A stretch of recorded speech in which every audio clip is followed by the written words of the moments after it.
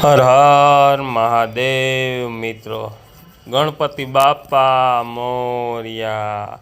આજે આપણે ગણેશ ચતુર્થી છે, તો આજે પહેલો દિવસ જ છે, તો તેની માટે બધા ઠેર ઠેર ગણપતિ માણસો બેહાડે છે અને આવા મોટા મોટા ઉત્સવો ઉજવે છે।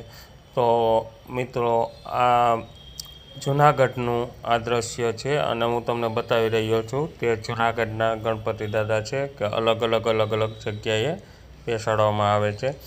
તો મિત્રો, હવે આપણે ગણપતિના શ્લોકનું ટૂંકમાં એટલે કે એના નામ લેશું 108।